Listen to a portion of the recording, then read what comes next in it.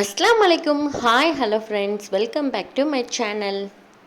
இன்றைக்கி நம்ம என்ன பார்க்க போகிறோன்னா ஒரு ஸ்நாக் ரெசிபி தான். பால்வாடியில் கொடுக்குற சத்து மாவு வச்சு ஸ்நாக் ரெசிபி பார்க்க போகிறோம். ஸ்வீட் பணியாரம். எப்பயும் போல் ஃபைனலில் டிப்ஸ் இருக்கா, அதையும் பார்த்துடலாம். சரி வாங்க நம்ம வீடியோக்குள்ளே போகலாம். இந்த ரெசிபி செய்கிறதுக்கு நான் பால்வாடியில் கொடுக்குற சத்து மாவு எடுத்துக்கிறேன். உங்கள்கிட்ட வீட்டில் அரைச்ச சத்து மாவு இருந்தாலும் நீங்கள் அதை யூஸ் பண்ணிக்கலாம். இதை நம்ம ஒரு சல்லடையில் சலிச்சு எடுத்துக்கலாம். இப்படி சலிச்சு எடுத்துக்கிறனால இதில் நெருன்னு இருக்கிறதெல்லாம் நின்றுட்டு நல்ல மாவு மட்டும் கீழே இறங்கும். இப்படி நம்ம சலிச்சு எடுத்துக்கிறனால மாவில் கல் தூசி இருந்துச்சுன்னா அந்த சல்லடையிலே நின்றும். அடுத்து நம்ம இதில் தோசை மாவு 3 கரண்டி சேர்த்துக்கலாம்.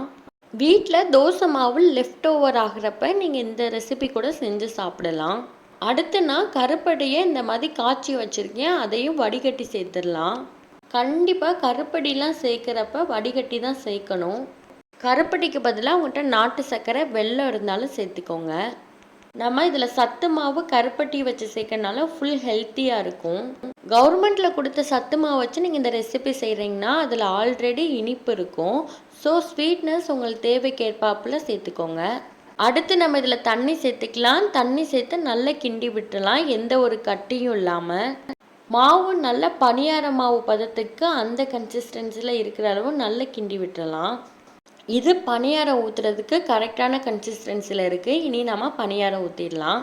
அடுத்து பனியார பேன் வச்சுட்டு நம்ம நல்ல ஹீட் ஆனோடனே நம்ம எண்ணெய் சேர்த்துக்கலாம். இன்றைக்கி நான் செக்கில் ஆட்டின நல்லெண்ணெய் சேர்த்துக்கிறேன். உங்ககிட்ட நெய் இருந்தாலும் சேர்த்துக்கலாம், நல்ல வாசமாக இருக்கும். இனி எண்ணெய் நல்லா ஹீட் ஆனோன்னா பனியாரம் ஊற்றிக்கலாம். நீங்கள் இந்த மாதிரி கரண்டியில் ஊற்ற உங்களுக்கு சிரமமாக இருந்துச்சுன்னா இந்த மாவை கிளாஸில் ஊற்றி ஈஸியாக ஊற்றலாம். அந்த மாதிரி ஒருக்கா ட்ரை பண்ணி பாருங்கள். இனி நல்லா வெந்ததுக்கப்புறம் இதை திருப்பி போட்டுடலாம்.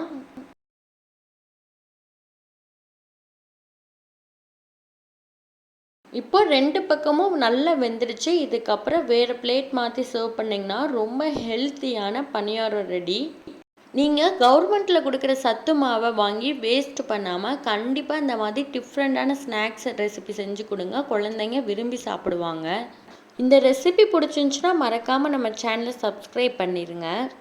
இன்றைக்கி நம்ம கருப்பட்டி பற்றி தான் டிப்ஸ் பார்க்க போகிறோம். கருப்பட்டியில் சுண்ணாம்பு சத்தும் இரும்பு சத்தும் அதிக அளவு இருக்குது. கண்டிப்பாக நீங்கள் ஸ்நாக்கில் ஸ்வீட் செய்கிறப்ப கருப்பட்டி சேர்த்து செய்யுங்க. கருப்பட்டி சேர்த்து செய்கிறதுனால கால்சியம் சத்து அதிகமாக கிடைக்கும். நம்ம உடம்புல இருக்க பற்களும் எலும்புகளும் நல்ல வலுப்பெறும். இந்த வீடியோ டிப்ஸ் பிடிச்சிருந்துச்சுன்னா மறக்காமல் நம்ம சேனலை சப்ஸ்கிரைப் பண்ணிடுங்க. பெல் பட்டனையும் கிளிக் பண்ணிடுங்க. தேங்க்யூ.